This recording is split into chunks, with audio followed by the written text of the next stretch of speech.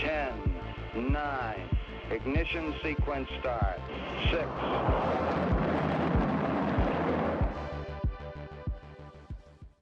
Hello, and welcome to Rocket Fuel, your daily update of everything that's happening in the Rocket Pool community. My name is Wack. Today is November 2nd, and we're going to get started with this talk about the premium. So as you all know, that rETH is a token that you can mint through the Rocket Pool contracts on rocketpool.net, stake.rocketpool.net, or you can also buy it on the secondary markets because it's just a standard token in Ethereum. So it means, you can go to Uniswap or other exchanges like Balancer, etc. You can swap ETH or other tokens and get rETH in return. Now, over the last few days, over the last few months even, the deposit pool for rETH has been full, so there's no ETH that you can put in there. And when that is full, there's this little opportunity that comes up called the ARB, where you can start up a validator and mint some and take some ETH from the deposit pool, which opens up some space, which means that you can then mint rETH and sell it on the secondary market if it's trading at a premium and keep the difference. Now, a lot of people kind of wait for this premium to emerge before they spin up or change their validators from Minipool 16s to LEB8s. And what happens is that they want to get their gas fees, and there've been moments in the past as well where you could potentially get up to a few $100s worth of ETH in return of setting up a new validator. So people kind of wait around for this to happen, and it's great. Sometimes, however, especially like after Shanghai and Atlas, now people can withdraw their validators. And when you withdraw the validator, there's 32 ETH in each validator. You'll get 8 or 16 ETH of that back. The other 8 or 16 24 or 16 ETH will end up in the deposit pool, and there's also like a buffer. But nowadays it's just ending up in the deposit pool. So what's happening is that the deposit pool is going over the 18,000 limit. Now, when it goes over the 18,000 limit, you can't do the ARB that I just described because there's no space in the deposit pool to mint new rETH. So the only way that you can get the deposit pool back down to 18,000 ETH, which is the sweet spot for the ARBing, is if people start lots of validators without caring about the ARB. That's one way. Or the second way is if people go to the deposit pool and burn their rETH and get ETH back in return. So those are the two ways that you get it back to 18,000. However, as there's demand for rETH and there's no space to mint it, then people just go and buy it on Uniswap or other places, and then that makes rETH more valuable on the secondary market than like its peg, basically. So right now the peg of rETH is supposed to be 1.088, and it's actually trading this morning on secondary market at 1.093 pretty much. So that tells you that there's a 0.45% premium. Now, this premium has been building in the last couple of days, and the reason for that is, of course, a big whale exited their validators a couple of days ago, and that put 6,000 extra, well, at the time, like 8,000 or 9,000 extra ETH into the deposit pool. That now has gone down to 6,000. So overnight, people were here talking about how the premium is growing, like it hit 0.45%, and then Dukey here said the premium's rising so fast. And then people were just kind of talking about that for a while, and nobody really knew what was going on with that. But it turns out the reason why the premium was rising was because of this new service called Prisma that launched. So Prisma is very similar to Liquidity and Gravita, which protocols you might be aware of. It's basically you deposit your liquid staking token like Gravita, and in return you get MKUSD, which is their stable coin that you mint, and then they have a minting fee, like an admin fee, kind of like Gravita and Liquidity do, and then there's interest free after that. So Here, Tetranode had a tweet about it this morning saying there's some unbelievable math coming from Prismafy. Nearly 150 million MKUSD minted. Even with the interest rate of 1%, the protocol can print $1.5 million a year, not even counting the 0.5% minting fee. The yield farming interest is still in triple digits. Will it keep going?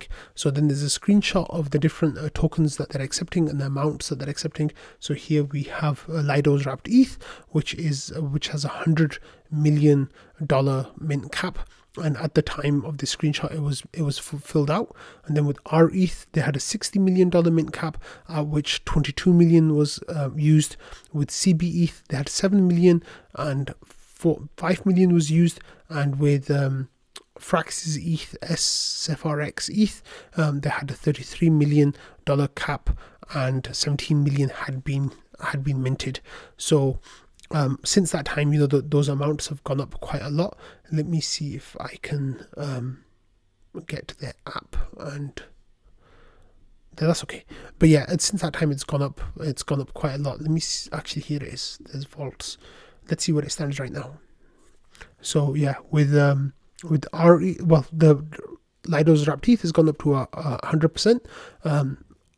rETH is at around 50%. cbETH is 100%, and SFRX ETH is almost at 100% as well. It's at like 90 something percent, 95-6%. So there's a lot of like APR to get, like with rETH you can get 95 to 190% APR, and the way that works is you deposit your rETH into their vaults, you mint it, and then you get rewards.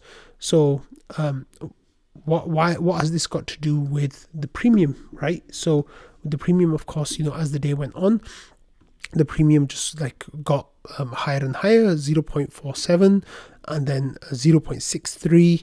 People like, what's going on? Like, why is this happening? And then we started figuring out that it was to do with the Prisma launch. And here is the crux of the argument. So Prisma said, we're thrilled to announce that's their Prisma token. The Prisma governance token is live now on Ethereum mainnet. Then there's an address, and it says the future of LSTFi is here. So I think what's happening is that people are trying to they're buying rETH on the secondary market because it's one of the few vaults that Prisma have that's not full yet, and then they are depositing it into Prisma with the idea that they will get some Prisma tokens, and they will also be able to restake their MKUSD and get boosted returns with some of the integrations that I will tell you about now. So to kind of explain what was going on with this, we had a couple of people from the DeFi Dad podcast. We had Nomadic first, who says that when Prisma launched, the thing that made it special was that it had the full backing of Curve, Convex and Frax at launch. It's one of the few and maybe only LST to launch with a VE token model. It's not really a LST, but like that's fine. It says their boosted it's a stable coin. Their boosted pools were pretty insane at launch, and their MKUSD pools are still very attractive with all the incentives. It's a pretty amazing launch strategy. It says also a plug, but we hosted them on our podcast. So that's Nomadic, one of the hosts of this podcast. And then we also had DeFi Dad, another co-host of that podcast, who came on and said that one of the things that made them so big is they had very big backers like Convex co-founders, CoinGecko, Curve, and they've got a long track record in Yearn and other early DeFi OG projects. And the team is really adept at building and marketing to DeFi degens, the kind into Frax and who like bribing. And then Prisma is the first LSTFi to implement VE tokenomics. So all the Prisma is getting staked and locked for 52 weeks or minted for Curve X Prisma and earning 500% on Convex. And he says the timing is pretty nuts right now. So I guess the timing, what DeFi Dad was alluding to here, was the very potentially early days of a bull market and what's happening with that. So that is that's kind of what's causing it all to pop off. And then finally, you can see here that this is where the premium has peaked at 0.927%. Now, if this premium was arbable, which it's sadly not by node operators, they'd be getting around 0.24 ETH per LEB8 that they launch.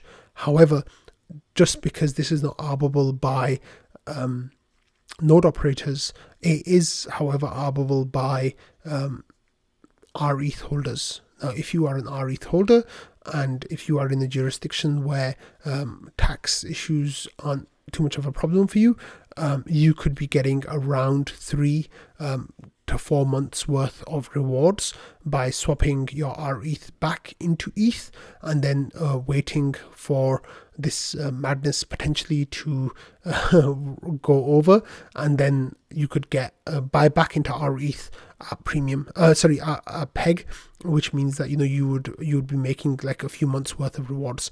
Now, the cost of this is that you might not go back to peg for a while, and it might stay at a premium for a few months. However, the higher the premium goes, the more risk adjusted the return makes sense, because if it's 2%, then that's 6 to 8 months worth, and you're pretty much guaranteed that the premium will go away in that kind of time, right? So you've got to think about whether or not the rewards will be worth it in that period of time. But yeah, this has definitely had a lot of the Rocket Pool community kind of a buzz today and really scratching their heads. One of the interesting things that came up earlier in the day was someone longed the rETH ratio, and I was like, what is this person doing? Like, why are they doing that? But it's turned out to be like a really smart strategy, because if you know that there's not much demand for rETH, not much availability for rETH and a lot of demand for rETH, then the premium will develop. And if you can loop or fold that a certain number of times, there's a chance that you could really get outsized returns on that trade. So that was something really fascinating. But I'll stop talking about Prisma and their launch right now. But they did a pretty smart job, so kudos to them. Okay, so next we have news of Rocket Pool's community call that took place today. It took place a few hours ago, and this was a call with Equilibria. I'm sorry, I wasn't able to listen to the call, so I really have no idea what was talked about in this call or not. However, Jasper and Mav hosted people from the Equilibria team, and they were able to, share some information about what they do. Also, this is a reminder that tomorrow, which is at 8 a.m. Eastern time, we'll have an AMA with Nethermind, and they're going to be talking about Rocket Pool's growth to date and plans for the protocol's future. And I think they'll be talking about the tokenomics post that we talked about in yesterday's episode. So give that a listen if you want live. But then with this community call with Equilibria, you can actually you can listen to the recording of it if you wanted. So that's pretty good. The listening figures for that were actually quite astonishing. I'm just having a quick look over here. The call with OpenUX was 73 people, and the call with Equilibria was 1.5 thousand people, which I'm quite surprised by, because normally the calls get 100 to 200 people, but that was a whole lot of people. So I'm kind of wondering where all those people came from, but hey, welcome. Okay, next we have this update from Shifrin, who of course is the grants and grants management committee admin, and this is a treasury report for the month of October. He says, hello everyone, the GMC has received one inflation payment this period, which was 2,717 RPL. This was the first month the GMC converted 20% of the inflation to LUSD. Read about the treasury diversity decision here, and then there's a link to the I think they're supposed to, there is a link, but no one's clicked it yet. It says, here's a link to the treasury sheet, which you can have a look at as well. It says the headline numbers for the GMC activity in October are as follows. And we have started the month with 49,590 RPL. We received 2,717. We paid out 5,470 RPL. We paid out 543 RPL into LUSD. The total outflows were 6,013 RPL, and the funds at the end of the month were 46,294 RPL. And of course, on top of that, we also have 10,531 LUSD, so you could just call that dollars. So Schifrin ends with saying the GMC paid for 10 grants, 1 bounty, and 6 retrospective awards in October. So good job. Thank you for sharing that, Schifrin. Okay, next we have this news from Val. He says, do you want to help? There's 3 votes that would love some review in governance. You don't need to be an expert in these subjects. In fact, it might be better if you're not. Hoping to go live soon. So if we have a look, then we've got the budget update. We have the vote text for the staking rework proposal, and we have a vote text for deposits under the minimum. So those are 3 votes that Val said that he wanted to go live today. However, I don't know whether they will be going live today, maybe soon, but those are 3 votes that are coming up. I will be making a post in governance today talking about how I intend to vote for these 3 votes before the vote goes live. If anyone wants to delegate to someone else, or if they want to delegate to me before that, I guess that is also an option for them. But I'll be making that statement hopefully in the next little while, and then people can vote with that in mind, so before the vote happens. Okay, and then finally, we have some news out of the NodeSet team who are branching out. So Wanda here had a post saying, hello everyone, we're thrilled to announce that we're working hard to enable our community to provide validation services for vaults on Stakewise. This represents the first official opportunity for NodeSet operators to earn more from their partnerships we're developing across the ecosystem. We hope that you're excited as we are to support Stakewise version 3, a permissionless protocol that further strengthens Ethereum's decentralized staking ecosystem. The NodeSet community is well positioned to provide vault owners with the decentralized infrastructure that they need to secure and differentiate their offerings. So we believe there will be many opportunities for our community on Stakewise in the future. If you're a node operator, make sure you check out the Stakewise channel and for more details on how to prepare to take advantage of these opportunities. As for liquid stakers, our partners who power their vaults with NodeSet will be offering their own incentives and special arrangements to entice deposits. We expect to launch our first vault partnership sometime in December. That's really exciting. And we'll be releasing more details on the unique advantages of this particular opportunity soon. If you're a DeFi project, DAO, nonprofit, etc., considering a Stakewise version 3 vault, please contact us if you're interested in decentralizing your vault. NodeSet can take care of your infrastructure needs with little effort from you. Tomorrow at Thursday, so this happened already, Nick will be on the panel to chat about the opportunity Stakewise version 3 represents the node operators and DeFi in general.